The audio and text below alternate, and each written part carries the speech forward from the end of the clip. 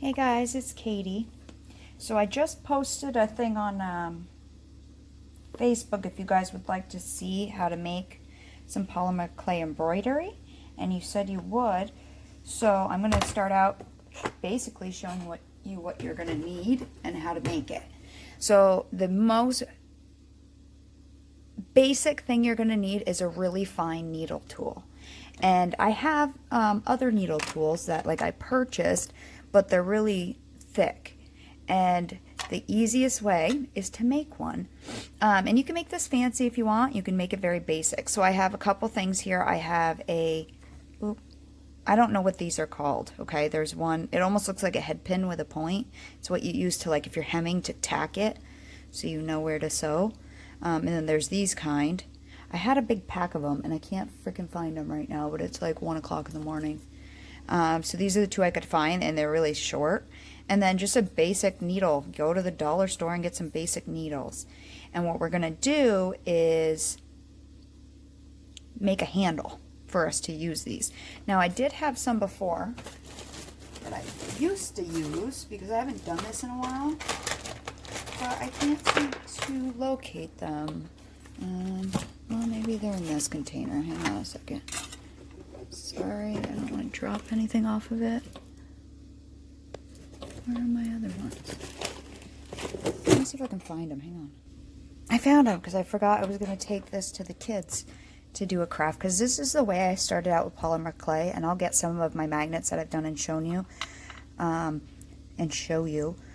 But you can also go on my Facebook group, because I just posted a few pictures, and I started out by making some basic needle tools with these basic needles.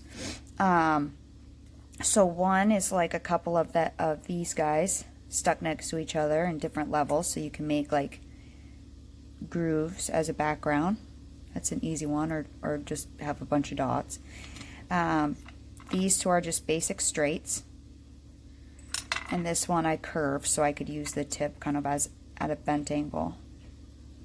Okay, so really all you need to do is see, in this case, the ones with the little plastic piece on the end are in here, and I find it holds better for than a regular straight needle. You could also take some pliers and bend the tip, and bend the, some round pliers would probably work well, but bend the tip so it grabs into your clay. You could make a loop. Oops. Make a loop or something so it has something to grab onto inside of your clay. And then you're just going to take a little bit of scrap clay. It doesn't matter. You can, again, make it pretty if you want. And you'll just put that in there.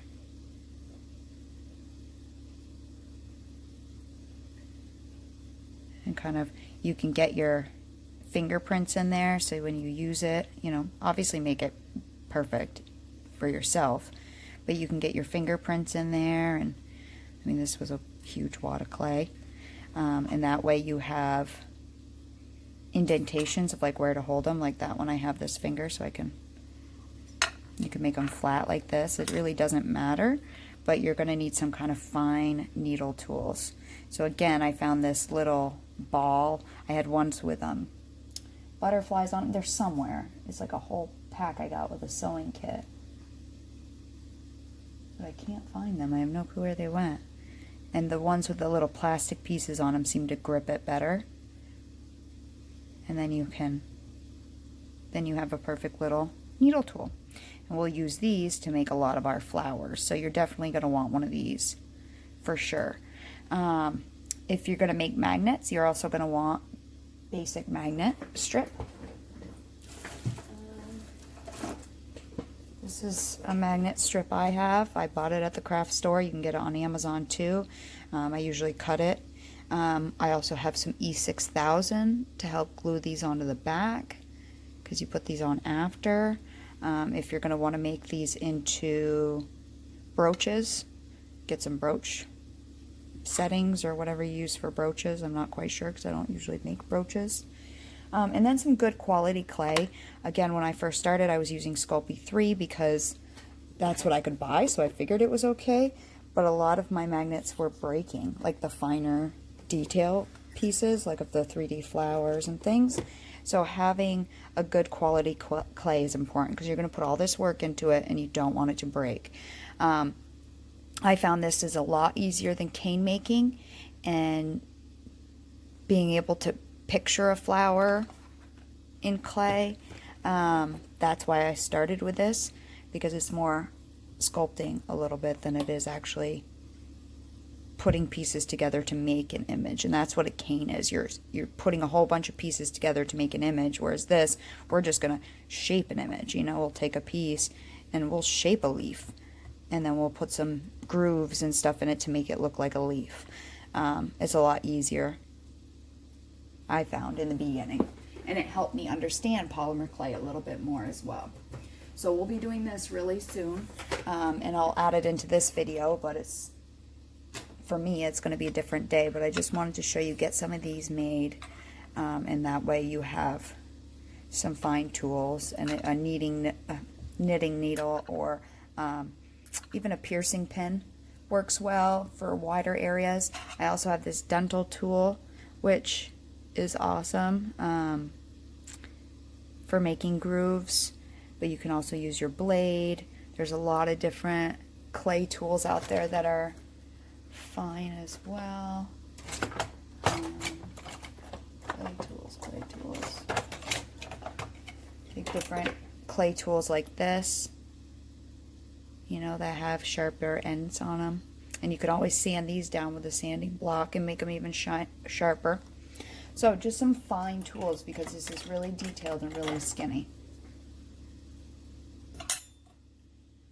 So here are a couple I've done, you know, and these are very basic beginner ones, I would say. This one is, like I've said multiple times, you can take a petal that you make in a cane and just lay it on and make a flower.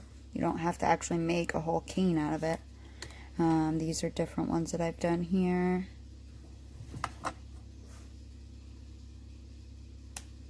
This one I wasn't super thrilled. I really like this part. Wasn't super thrilled. I painted a little bit of clouds. Not crazy thrilled with the hot air balloons, but I can modify next time I do it. So with very simple, you know, techniques, you can make some pretty effective and cute looking pendants, or magnets. They could be brooches. Now as far as pendants go, here's one. Okay, there's a couple ways you can do this. So I've bought in these bezels off of, I don't even know where my bag of them went, because I haven't used them in a while. I'd have to find them. So I bought them off of Etsy mostly. They do have them on Amazon too. And then you can put a piece, so this one has to be glued into one. You could put a piece of clay in it and then design on top of it, and you can make it a pendant that way. I've also seen people buy brooch backs, and they can add, you know, a brooch back to the back of these to make them, oh, why the hell am I drawing a blank? A thing you wear on your shirt. Oh, a brooch. Duh. So there's many ways you can work with polymer clay embroidery. It's super simple. This is the way I started out with polymer clay. Now I do want to say, based off of a tutorial from Fiona Abel Smith, I made this one here, but it just fell off my fridge when I went to take it off. And this is when I first started, so I was using Sculpey 3, which is a very brittle clay. Like, I could literally snap this. So at some point, it is what it is. You know, you kind of use a better clay. And I'll say that right from the beginning. You're going to spend all this time to make these. Use a nice clay. Fimo, Kato, Primo are really good clays. Sculpey 3, not a good crafting clay. I mean, it works fine to do it with, even though it's a little soft. But if you're going to make these tiny little tendrils, they'll snap right off like nothing. So definitely have a good clay to use. So let's get some stuff out, and then I don't know, we'll decide on what one to make. Probably not these two, because these are made with making a flower petal, and I've already showed you tons of flower petals. You just slice them as a flower petal and not a cane. We can definitely paint with polymer clay pretty easily. That's what these kind of things are. And then we can sculpt flowers pretty easily as well. These type of flowers are a lot easier to sculpt. So I'm trying to decide how basic do I start for the first one. You know what I mean? Do we make something really basic, or do I show you a little more complicated one? I don't know. Let me think about it. And maybe we'll do like a flower pot with flowers coming out. It'll be a little complicated, but not crazy complicated. I drew this little piece, that way we have something to rest our flower pots on, or our flowers on, so it's not just a, you know, you need something to support it, really. You know what I mean? We could put it on a background. You know, we could put it definitely on a background, which is totally possible. I don't know. I'll think about it. First thing I'm going to need is some kind of color for my flower pot. And it doesn't need to be terracotta. I have a bunch of scrap clays here that I use a lot when I'm doing this technique. So, you know, scrap clays are great for this. And I think I'm trying to get this corally color out of here. These are colors I don't use often. That's why they're in these bags. And then maybe some of this ecru scrap here. And then I have some of these Cernet, like pearl clays or mica clays. Maybe that color. Maybe a little of that color, and actually maybe a dark too, so we can get, I don't know, we'll see. Okay, so first thing, I'm going to keep the dark out because I'm going to, you know, if we think about a flower pot and a light source, right? So say the light's coming from this side will be lighter, and this side will definitely be darker. And then remember, this is a lip, so it would be darker under here to make it look a little bit more 3D. Okay, and then behind the pot we'll have a little part showing probably somewhere in here that would also be darker. So we're going to need a dark. And then if I'm going to create this as a Skinner blend, this will probably be dark, a medium, you know, through here, like a medium tone, a light tone, and then, you know, because this is round, I'll probably, you know, because it's round like that, this will probably go back to medium over here because it's going away from you. So let's see. So I have the dark. I'll keep that. I'm not going to mix that with anything right now. That's a little lighter, but maybe a little lighter than that we'll add in. And if you don't have enough scrap, but definitely get some pure color. You can totally use pure color. What's this? Maybe I'll mix these two together, and that way I have a little bit more of this color. What's this scrap color here? But you can make this in kind of whatever color scheme you want to do. Might not be a bad light right there. Could probably mix that with a dark, medium. Now this technique is time consuming, but it's really fun and relaxing, I find. Enough of you said you wanted to see it, but they are very finicky because you're dealing with a lot of little things. So, you know, it's a great relaxing project. It's just like painting. You're building a painting almost, is kind of what you're doing. So these are just, again, scrap clays. I'm just trying to mix them in.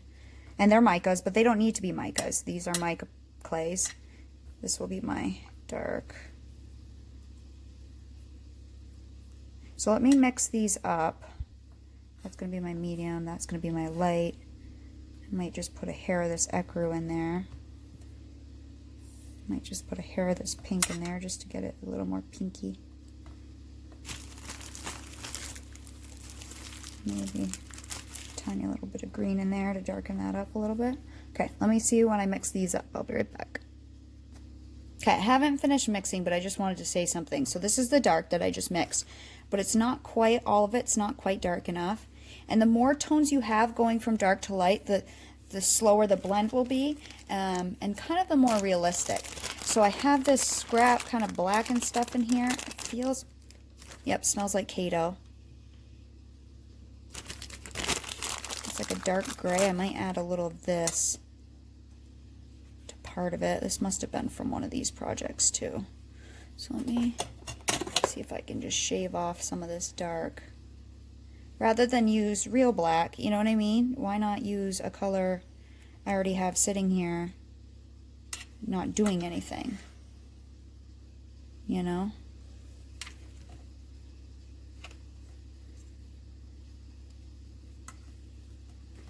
So that will be a darker dark, because it's nice to have a really nice dark on your clays. So, or on your shadows, if you've ever painted, a nice dark contrast looks really nice. Don't be afraid of black, but you don't want to overdo it with black. So when you're mixing clay, I've said this before, I know this is a small amount, but it doesn't matter. Roll it out once so it's a flat sheet, but then fold it. Either I usually just roll it, but you could fold it in thirds or whatever. You want to keep your folds on the sides always, and have your rollers push the air out through the non-folded part. And that will blend it faster, because it's going to bring the side clay to the middle. Now I need to make it on a smaller setting because I'm using such a small amount of clay here. So this will blend you faster if you can like tri-fold it. Like that. Let me show you with a bigger amount. Let's take this one here. Run it through, and then usually I'll just go like this, fold it up, and then you're going to mix it a lot faster than just folding it in half. But always keep your folds on the side and put the non-folded into your rollers first, okay? Because that way, if you put it in your rollers with one fold on touching your rollers and then the other fold, any air in there is just going to get trapped in the fold. You want to push it up out through, so you try to avoid air bubbles. That said, we always get air bubbles, or a lot of people do when you're mixing up scrap clays and kind of mushing them together. It's kind of inevitable. It will happen, and it's not the end of the world either. So don't overly freak out about it. We can slice them out later. So I just wanted to show you guys that. So I'm going to get a dark, maybe 1 or 2 mediums, and maybe 1 or 2 lights. I'll see what I got and see what I want to work with on these scraps alone. These are a little too, so I took a little Cernit hematite and mixed it with the copper. I mean, Cernit clays are definitely stickier, or at least my batch is, but they have beautiful micas. This is the hematite. They have some really awesome, rust is gorgeous, copper. They have some really gorgeous colors. So if you've never checked out the Cernit metallics, oh, they are beautiful. I got mine off of Etsy, off of Linda's Art Spot. So that's where I can find it myself. I just wanted to show you. They're just beautiful, beautiful metallic clays. And I'm only using metallic because I had them as scrap. I had some scrap out. But these two are getting a little too brown, so I'm just trying to pink them up a little bit, or terracotta them up a little bit. So I'm mixing the hematite with the rust, and then whatever that scrap brown is with a little more pure rust color. But again, play with this. It doesn't need to be a terracotta pot. There are all kinds of flower pots out there.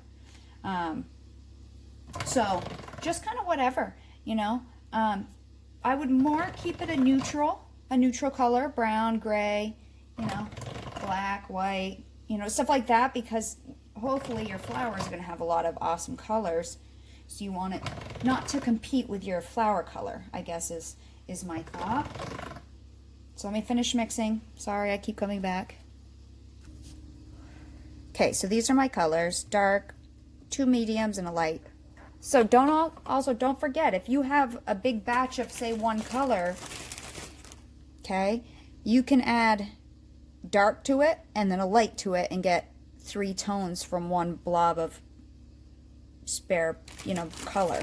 So if you have any excess cane bits, you know, that are mixed up, you can cut it in thirds, add a little black to one and a little light, and then you have a dark, medium, light. You don't have to mix it the way I did. So we're going to think of a Skinner blend now. And Skinner blends, if you just think in terms of a rectangle, you can pretty much do anything you want with them. And they're really kind of neat that way, that you can have a lot of fun and experiment with them. Now, and I keep forgetting, I got to do this in a way that like someone's never done it before. Big thing is, you definitely want to be working on something you can spin and move around, okay? Let me grab a piece of parchment paper that I can set on top of that. And what I used to do when I wasn't filming, I would just tape this thing to a clipboard or a book or something and then work on my lap with, you know, and just kind of fiddle with it like that. Okay, so we can work on this. You can also draw your picture on this, or you can draw your picture on a piece of paper and put it under here. And that way you have your size and your design. You can lay it right on your design. Maybe I'll do a little picture real quick, because that would help a lot of people starting out with that. Let me do that real fast. Okay, so here's my flower pot.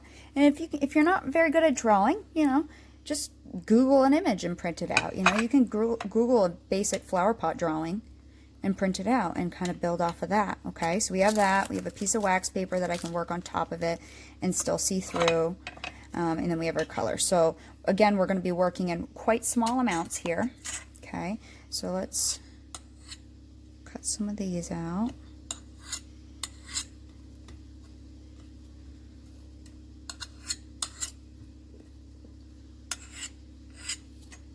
Okay, and we're going to Skinner blend these. So I need to come up with a design of my Skinner blend. So basically you're going to have these three colors majorly. So this one I'm going to cut in half diagonally, make a triangle, and then we'll just flip it on itself. Okay, I'm going to do the same thing with this one. It's okay that it's smaller. Flip that on itself. Okay, that's going to go kind of over here.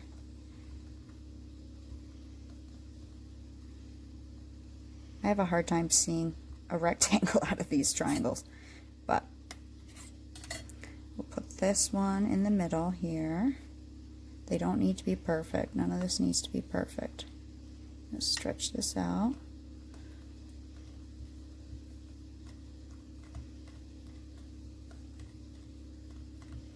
Just trying to make it look a little more rectangular, like that. Okay, and then let's see, I think I want to add a little dark to this guy, so we need double the thickness first. Okay, and then let's see, maybe I'll add a little dark down here. So let's take a little skinny triangle and just put a little dark down on top of this guy.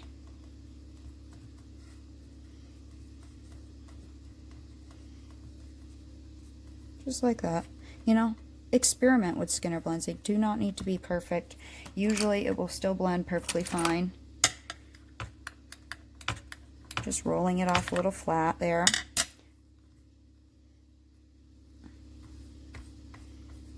Okay, so that's what I have. So I have a dark, medium, and a light, or light, medium, dark with a really dark on it. Okay, I'm going to run this through my machine. Let me run it through once so that way it at least flattens it off, okay? And then we're going to fold it. And you always want your fold to go in your machine first. That way the air gets pushed out the part that's not folded. You always want all your colors touching your rollers when you put it in, not just one color, okay? I'm going to blend this up and then I'll be back. One other thing, to keep this small, because this is way wider than my pot, right? I'm going to, every time I fold it, before I run it through my machine the next time, I'm going to take the sides and scrunch them in. Okay? Like this. You could push together the middle a little bit, and that will keep this quite small. I mean, we can make it smaller later if I need to, but this is how I keep it going kind of small. So every time it comes out, I'll just, when I go to fold, I'll just push it in. Okay, I do that all the time because I like mine skinnier. If this was to get wider to fill up my whole machine, I'd only have like this much to fold over, and I would rather have it skinnier and longer like this so I have more to fold. This is the first one of this kind of video I've done, so I'm sure you can see me working through my kinks of how I'm trying to explain it and everything. Usually I don't know. I haven't never had to really explain what I'm doing on these because this is always just something I've done without recording. So I'm going to keep blending this up, and it's already starting to blend, and I'll be back when we have that blended up. Now I decided to actually change my pot shape a little bit, so I did that. Here's my blend, and we're painting with polymer clay, okay? So we're not getting everything exactly perfect. We're going to be modifying this as we're doing it. So here's my blend from dark to the light, roughly light. And now we're going to just, let me first cut a section off that I'll use, okay, for my pot.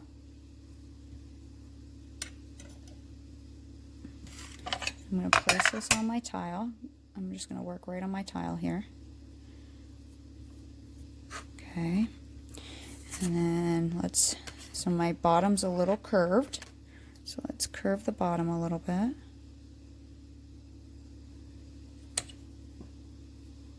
Like that.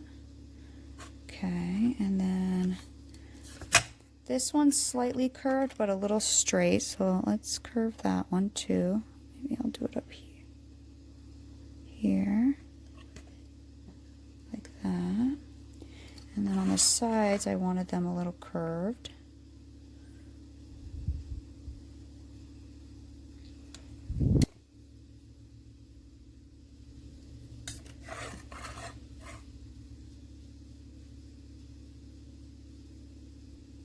And this is hard because my camera's in my way.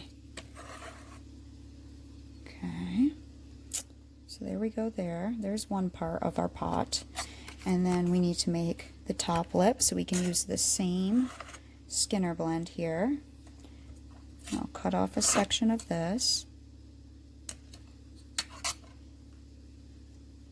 And either with using your craft knife,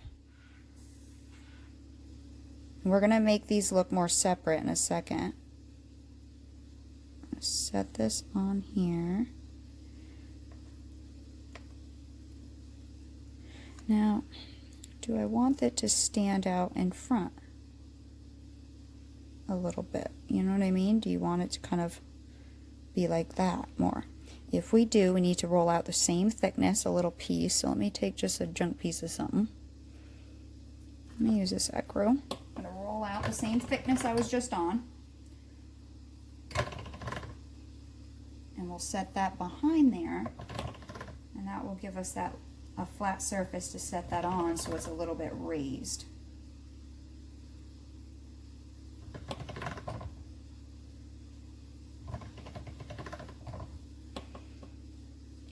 So if I set this on here,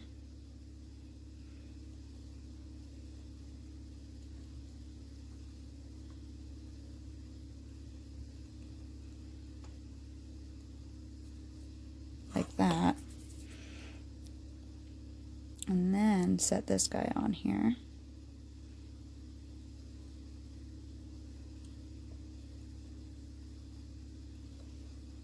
Curve him up just a hair.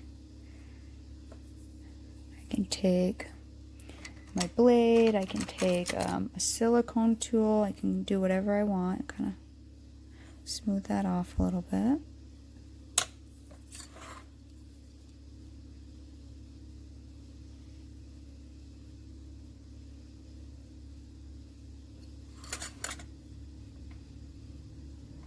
Maybe something like that. Okay, now this is going to look stupid at first. It's all about the details, which make these look really cute. So because this is going to, maybe I can just do it on the end here. No, I'm going to use a craft knife.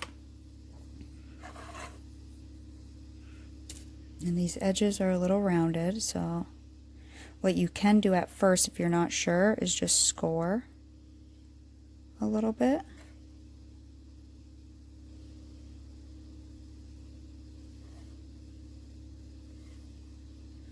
Until you feel like you have it right.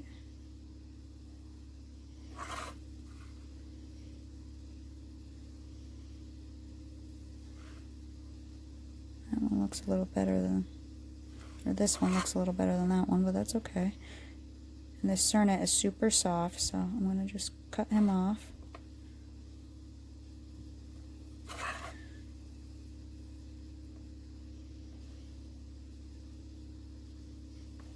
Cut him off.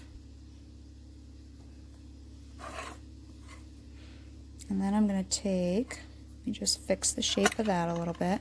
I also want the top right here rounded, but we can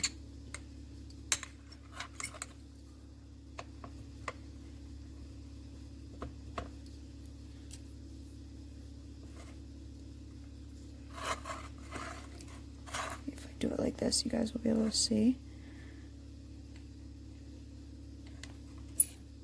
Like that, maybe.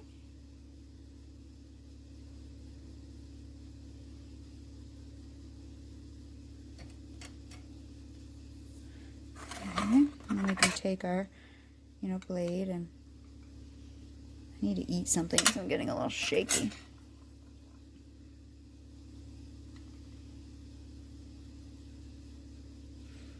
Round your corners.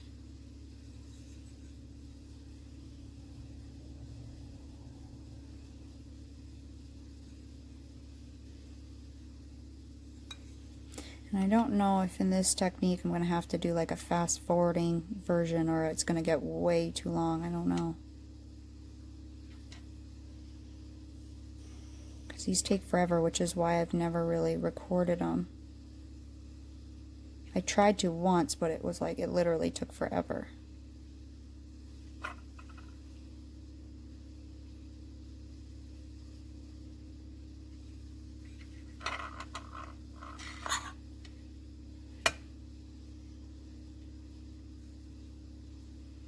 I think my bottom is a little long, huh?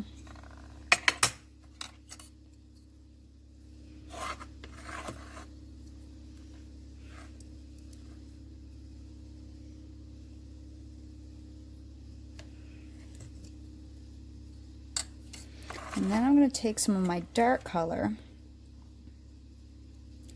flatten it out a little bit. I know my area is getting a little messy, but so we're going to take some of the dark. Oh, here's some of the dark actually. That would be perfect. I'm going to flatten it out. And we're going to paint with this. Okay. So this Cernet's really sticky, so it makes it a little more challenging. So I want to add a little dark rim right under. If I can get it off my finger. So any kind of clay tool works well. I have these dental tools. That's not actually the one I want to use. I can't seem to find any of my other ones. You can use your blade. You can use whatever you have. There's all kinds of clay tools out there.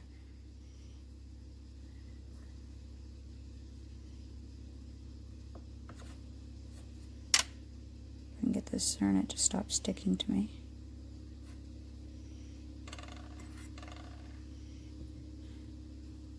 So I just want to take a little bit of this Cernet and set it on there, right up under the lip, if I can get it to go in the right spot. This will be a shadow under there.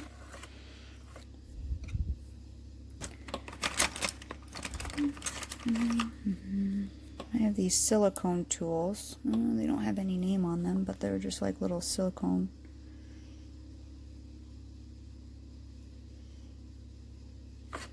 tools. So this will add a little bit more dimension to the piece.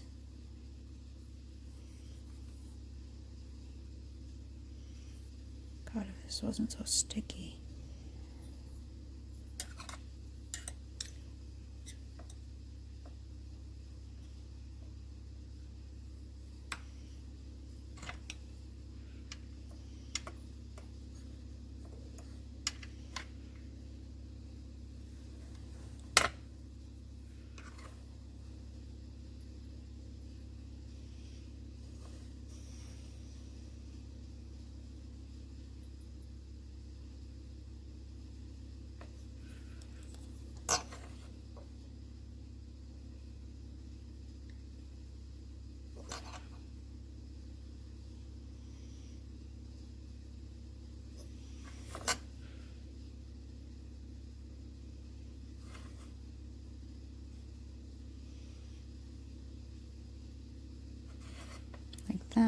think I want some to come down here.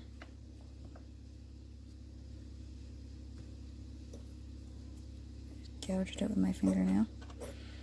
So I think I want some to come down the side. So the reason why this technique is so finicky is because it's so small. You know, you're dealing with such a small scale. That's what I find makes this challenging. But it's no different than painting a picture or drawing a picture. Is really what you're trying to achieve here, is a picture out of clay without like making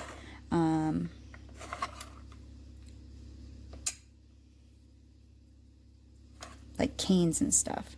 I want to add a little bit down here.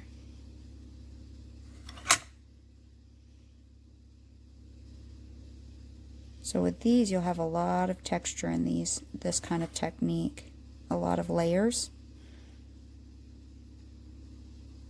I'm just going to kind of blend it out.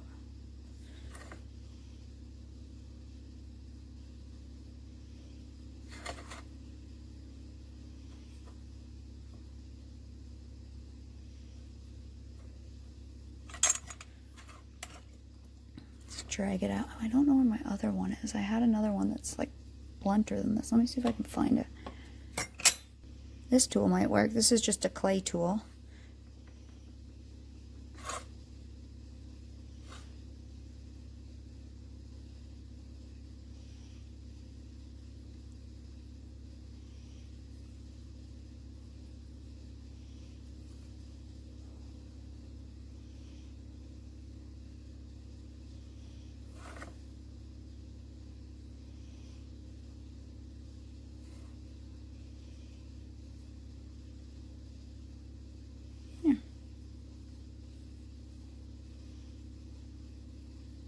And then you could take your piece of parchment and put that over there and kind of smooth it off a little bit.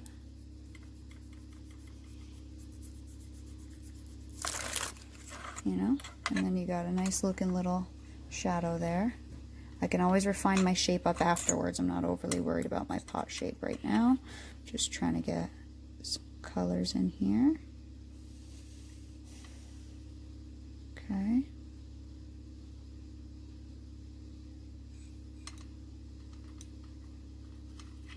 Like your corners, probably going to want to round off later. And then I also thought it needed some light somewhere. So I was going to take a little bit of the light color and do the same thing.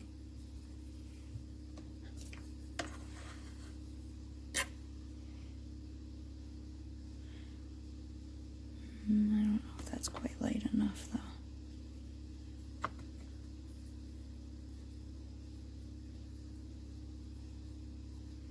Mixing it with a little of the acro. If I can get it a hair lighter. I might actually just want to put that on the top of the pot. So let me see. So first thing, before I do that, let me take... Do I want to do that color as the back rim? Or do I want to do the really dark as the back rim?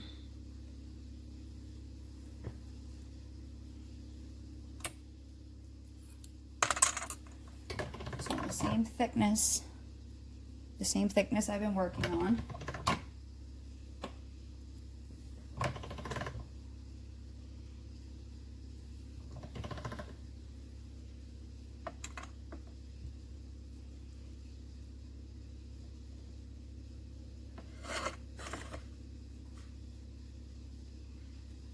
I'm going to put that right up against it here.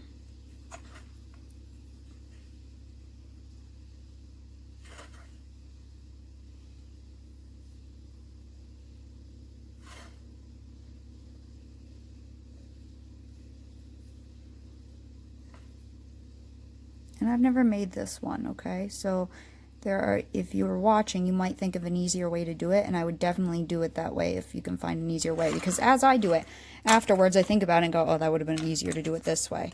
So if you find an easier way, do it. And then I'm going to cut this guy off too. Kind of like that. So it just looks like it's kind of behind.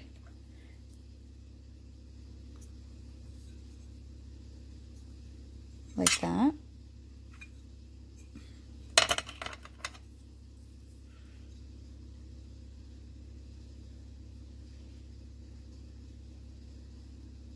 And you can also add texture to your pot if you want.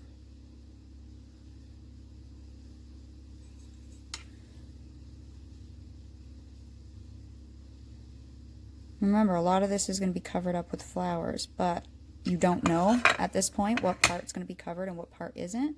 So you want to try to make everything look, again, the shape I can refine, but at least you don't want to hide anything.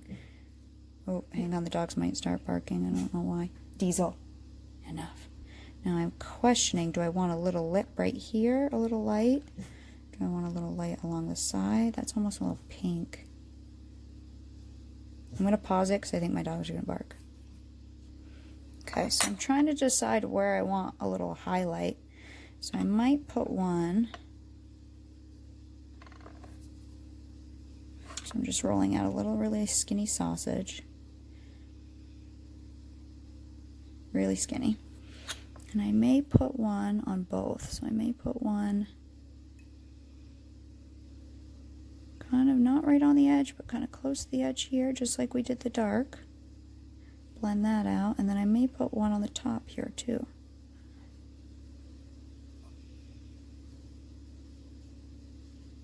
Now this is the first one I've done in probably 6 months, so probably not the best one for me to start off with. Hey, but we'll learn together. So same thing as before, I'm just going to take this, pat it down, and we can blend it out. You know, just have fun. That's what like all these mountains are just clays put on there and then blended out. Kind of just layering and layering and layering. Dragging the clay. You know, a pot's round, so if you're trying to make it look round, you're doing something like this, you know. That's why I'm not just drawing straight across or pulling it straight across. I'm trying to drag it to give it more dimension. I'm not pushing down hard here. Just lightly. And really, you could just flatten it off. You don't need to pull it. Blend it out a little bit.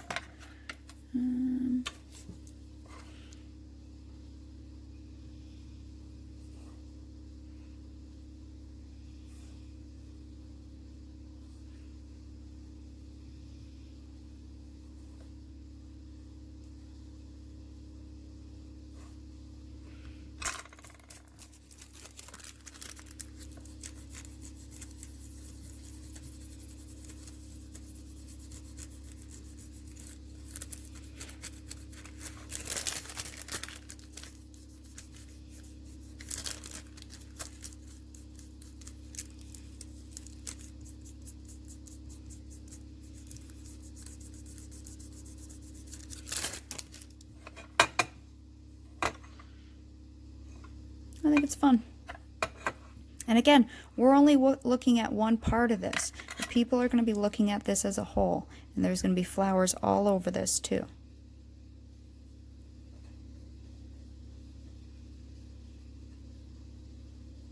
It might be easier on this kind of thing to add a little texture to it with like a sponge or something, so it's not so flat, so you don't get all these marks in it, which we may do. Okay, so there's our initial pot, and again, you could play with the shape a little bit more if you want to, but again, I'm not going to mess with it too much because I know it's going to be covered. I may mess with like this bottom in a little bit, or I may cut this in a little bit more later, but most of this is going to be covered up by flowers. I know that. Okay, and maybe I will take a texture sponge and sponge it. So I've showed you before, really need to clean my desk, that I use this fish tank filter. Maybe I'll use a little of that. Or a regular cleaning sponge. Just to add a little texture to it. You know, why not? Just have fun.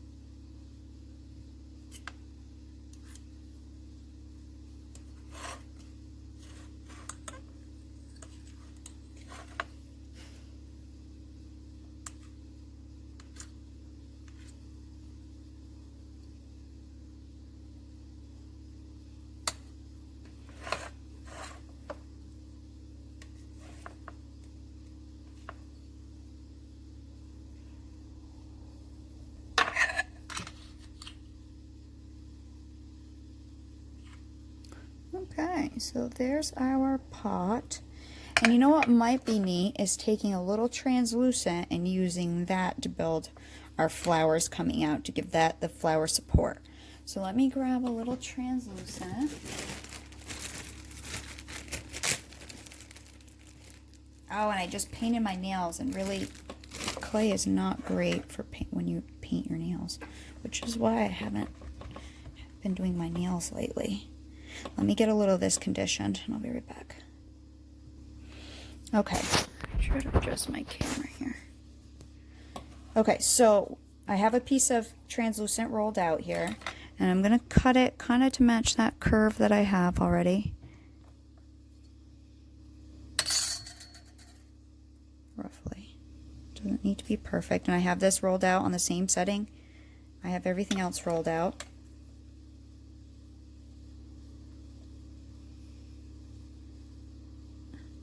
And the only thing that should be sticking up is your rim, because you added 2 layers of that setting. Everything else is 1 layer of that setting. Okay. And we may have to add a backing later if after we bake this it doesn't stick.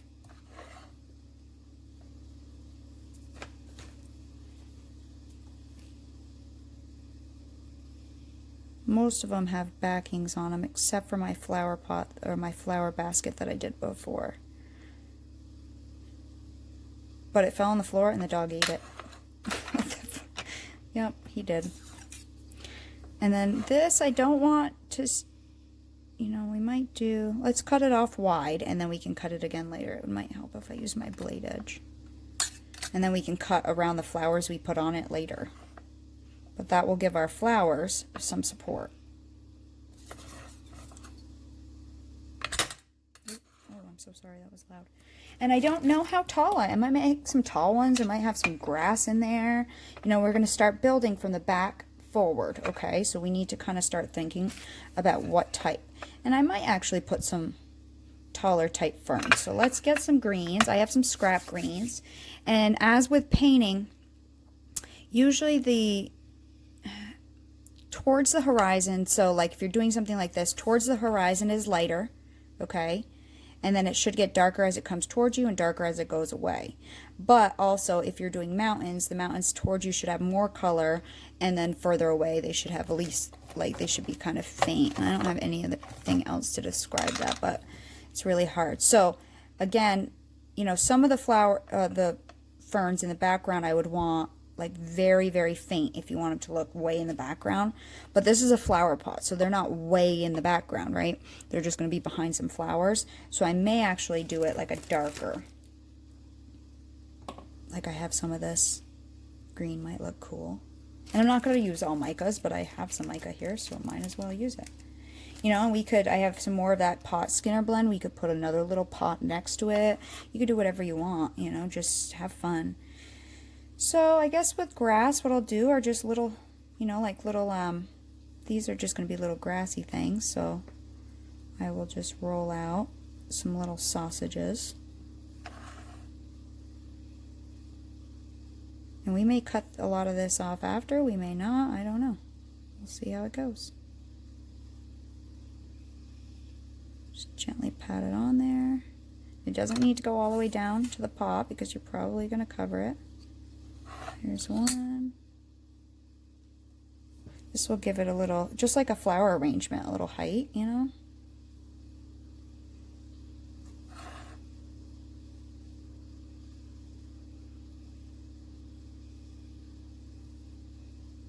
Oh, this cern is so sticky.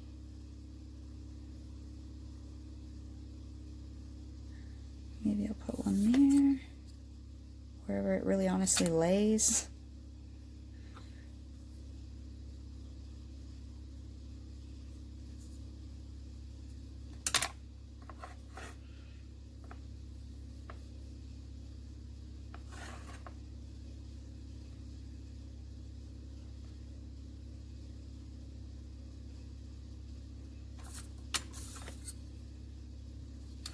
And these kind of things really look like, it's just like a painting.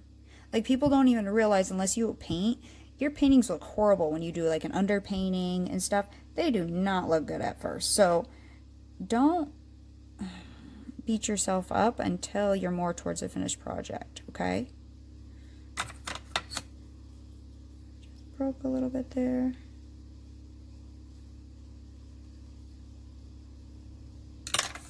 Okay, so there's a couple of those. It's kind of cool looking, huh? And what we'll do after is, once we get everything laid in, we'll cut around the translucent. So there's some of that. Then let's have some brighter green scraps here. And I also have some the bright green pearl that I might use, a little of that. So it's very small amounts of clay, great for your scraps. Hard to roll out little skinny guys, like really skinny.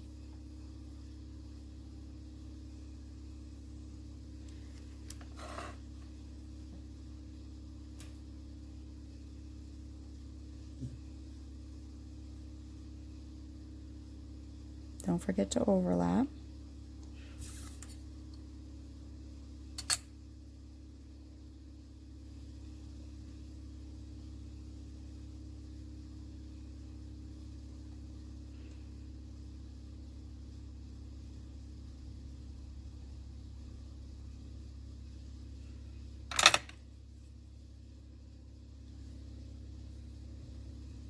So that got a little weird there, and people may freak out about that, but again, there's going to be tons of flowers in front of that, so I wouldn't panic about stuff like that.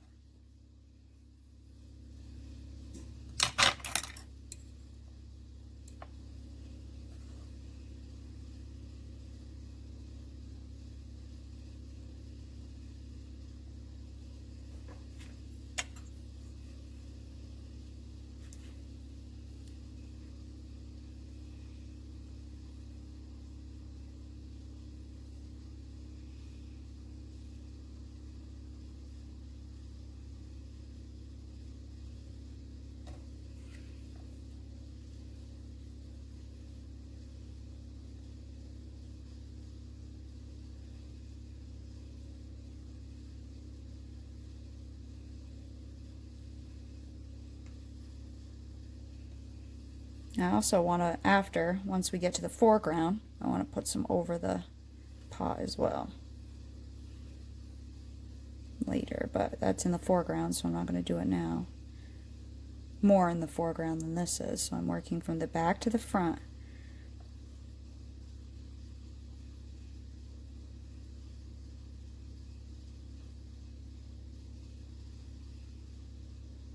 Just trying to find a spot where it looks good.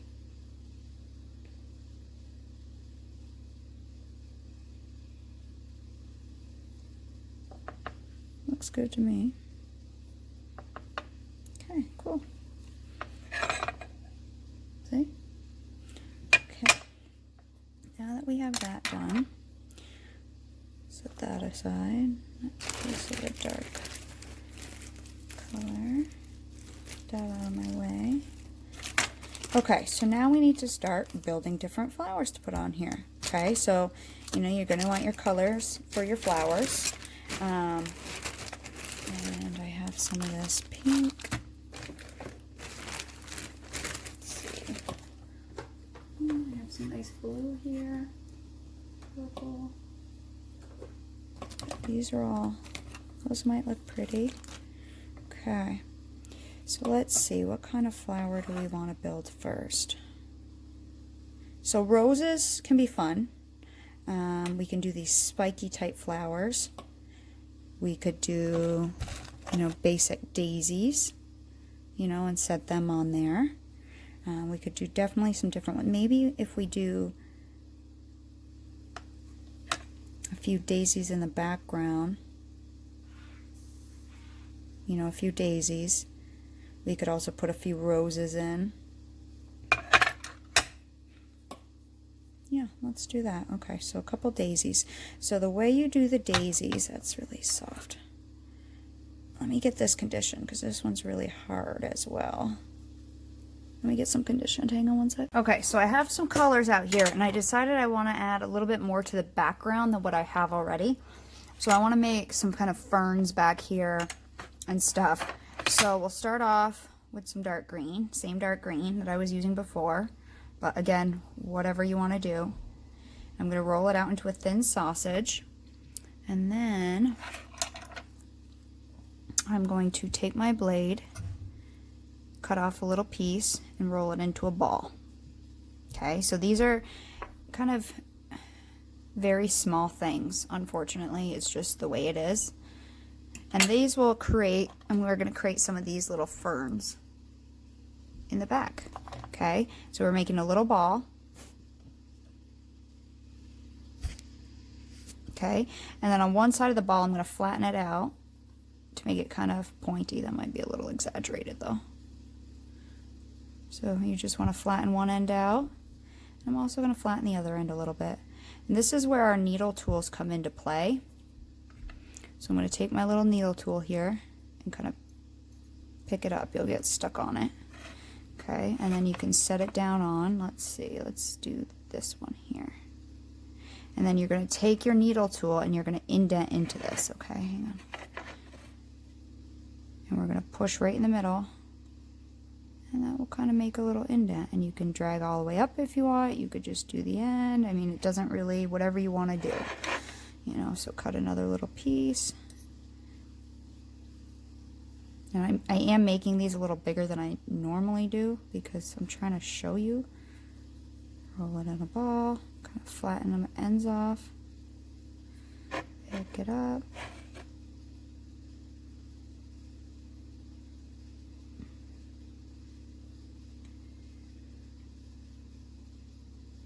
Just push down with your needle tool.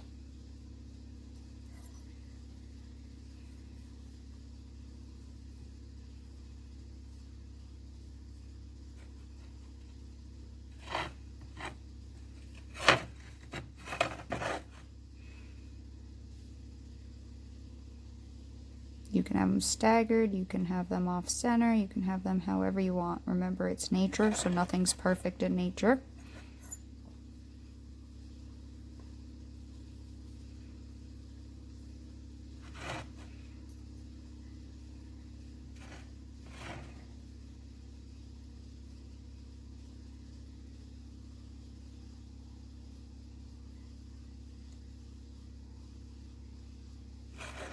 See?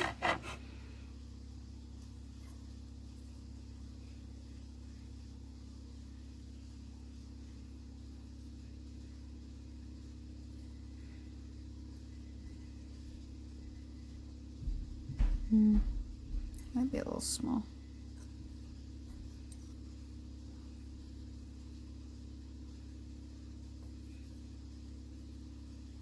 So I'll do one of these, and then I'll do a light green one, and then I'll finish them off camera because it's just going to take way too long to show you every single one.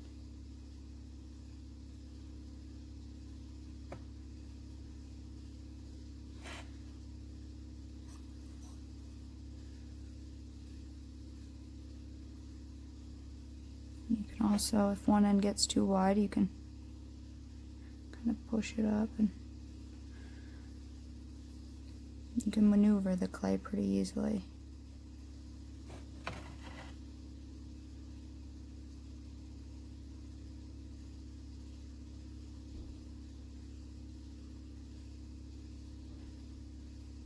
I use this one that I put the bend in a lot. But just start out with a plain needle and then you kind of modify it from there. And you can bend your needle however you want to. That's kind of whatever angle you find you need.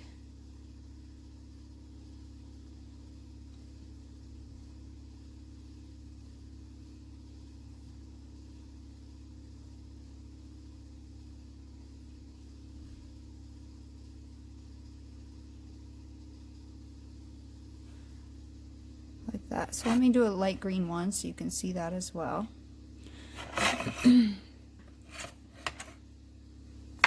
Oh, just dropped it. So a really little sausage.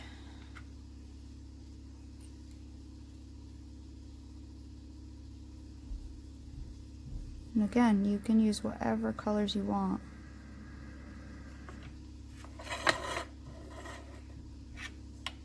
Let's do,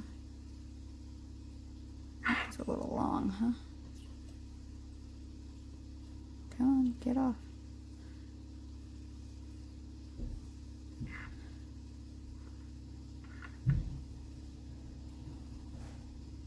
This one?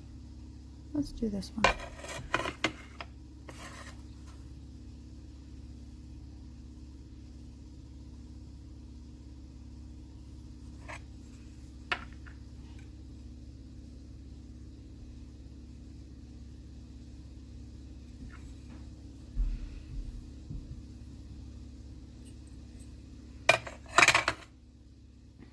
Sticky clay.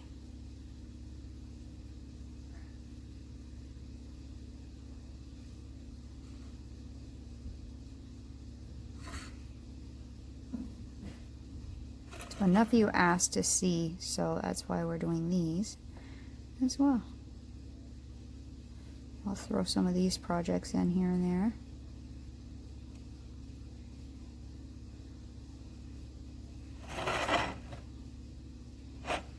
These are fun. These are really relaxing, I find, at least.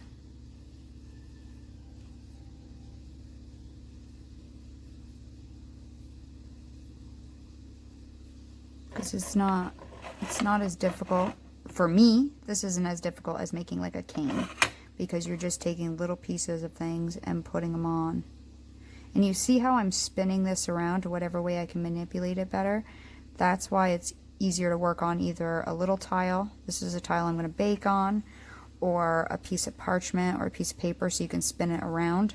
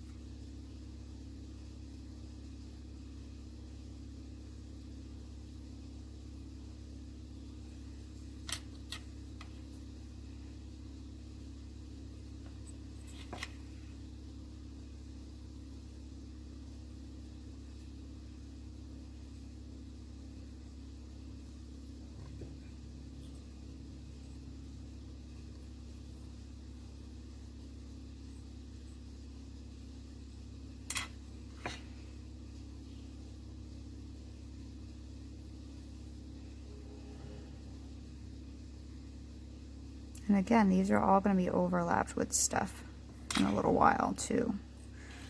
I felt like they needed a little something here and there.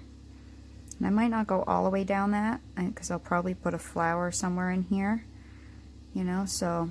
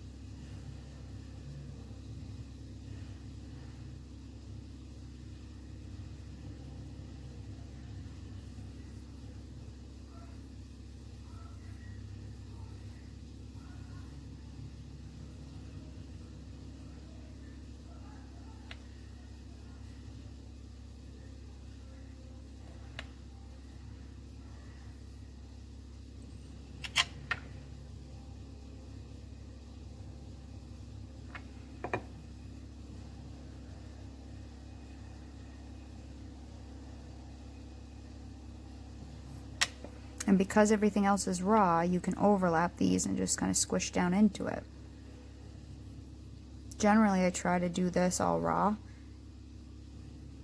I just find it's easier than to have to add liquid clay to get it to stick and stuff.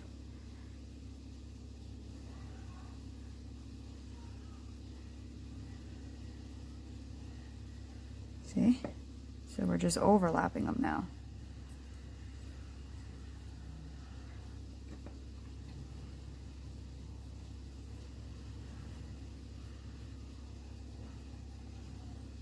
And then I also wanted to add some other, again, normally I would do these slightly smaller on here, but because I'm trying to show you guys.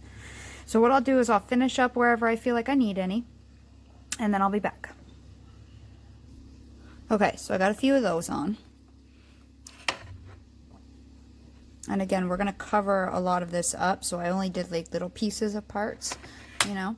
So the next flower I was thinking of, and I have no clue what the name is, it's those purpley ones that get really tall and skinny. I thought those would add a cool design. So I'm going to use this dark purple, roll it out into a sausage, and we're going to make little balls as well, just like we did. A lot of this is pretty much the same. So cut little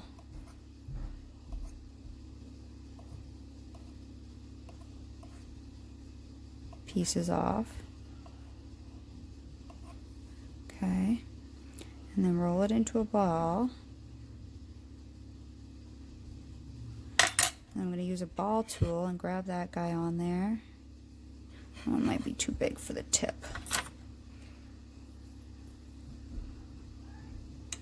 Cut that in half.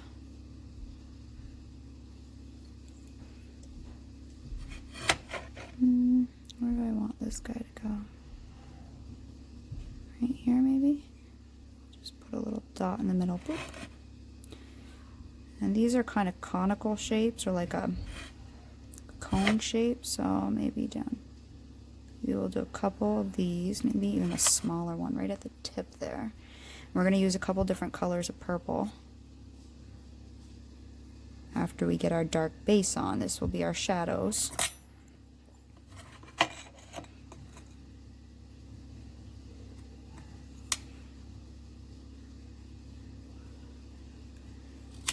Okay.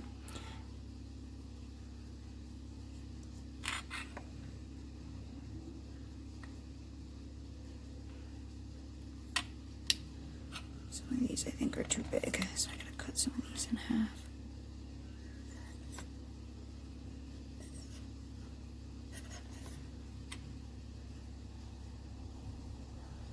I'll do one and then I'll do some more afterwards. So any kind of, doesn't even need to be a real flower. It can be a made-up flower. It doesn't have to be real.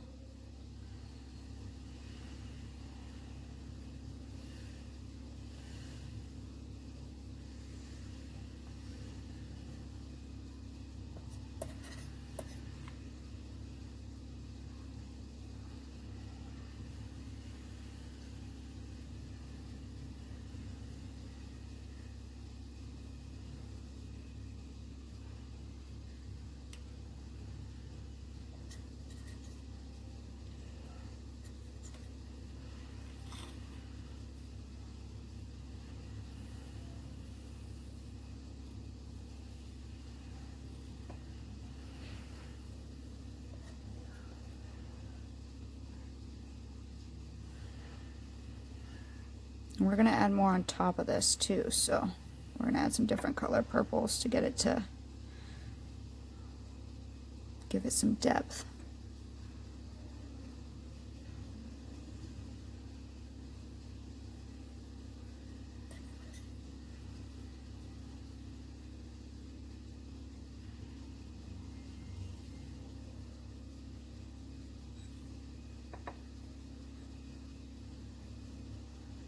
But if you just do all light or all, you know, dark, you won't have as much depth.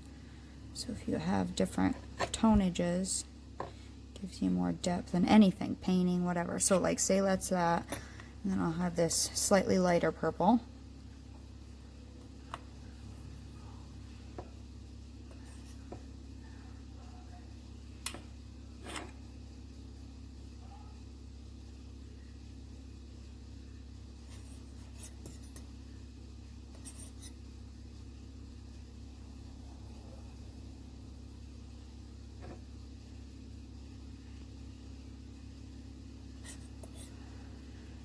And on camera it looks a lot lighter, but it's actually not a lot lighter.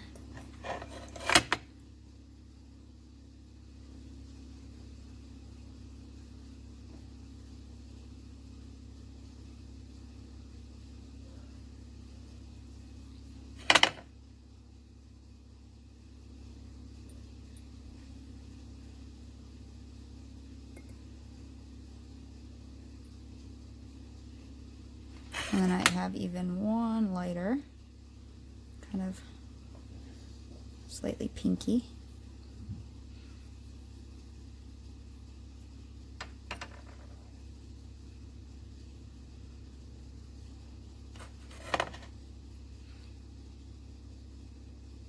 And that could be the topmost highlight. Actually, I don't really like that tone. It's too pink, and I'm gonna have pink flowers. Maybe let's take this.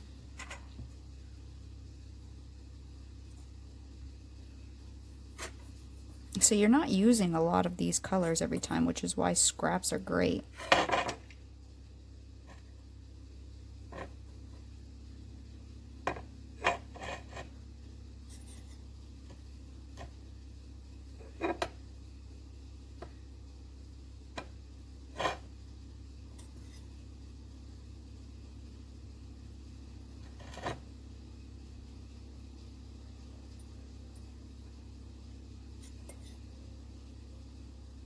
And also think about your light source. So if the light's coming from this direction,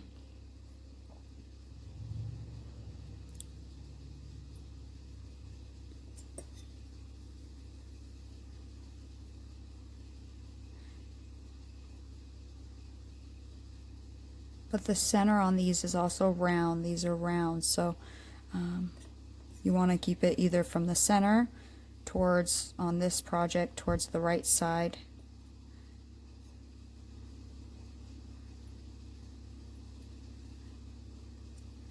Make it bigger down towards the bottom. I need some medium tone down there.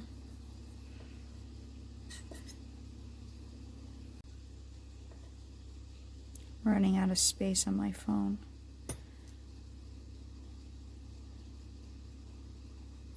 Okay, so that's all I'm going to do. Then I'll take either my needle tool, or if you have a really tiny ball, just kind of make some little boop, boop. That will help squish them together, give them a little depth.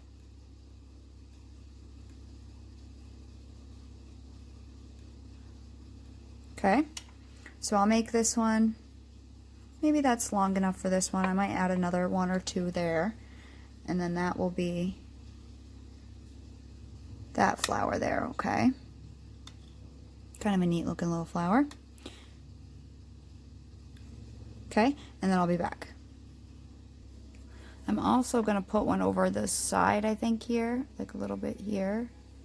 Maybe, I don't know, maybe one here. Like that, and then maybe one just along the edge here, because I don't think I'm going to put a backing on, but if I had a backing, I could put it over the edge. I think I'm just going to lay one like here, like that. Okay, I'll do that, and I'll be back. Okay, so this is what I have so far. Okay, and I added just a couple tendrils of grass going down. I was thinking I'm going to add some leaves now, so I just rolled out a sausage just like we've been doing. I'm just kind of patting it out into a, sorry, my fiance's mowing, into a little leaf shape, and you could put some grooves in it, but first I'm going to pick it up and set it on there before I do that. So let me pick this guy up.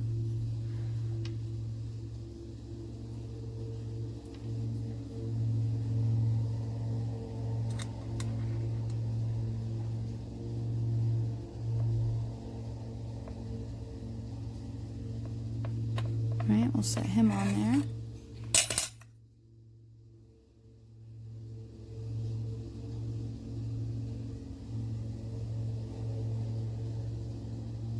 You know, and you could definitely do other leaf grooves in it if you want. You know, like that. You can make a leaf cane. So I was going to add a few of those on there.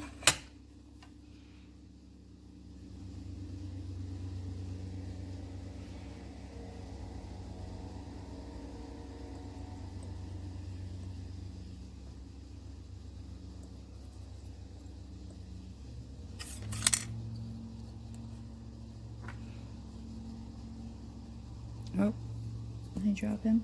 I dropped him. I see him on the floor.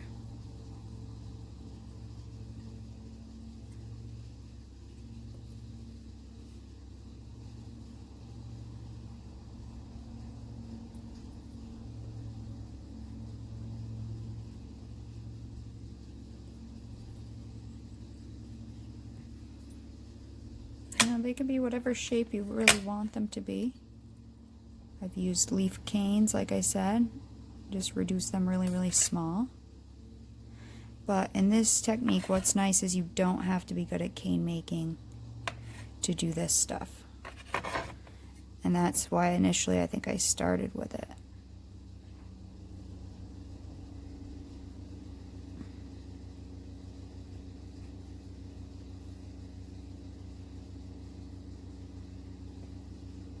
Because everything's raw, it should sit on there.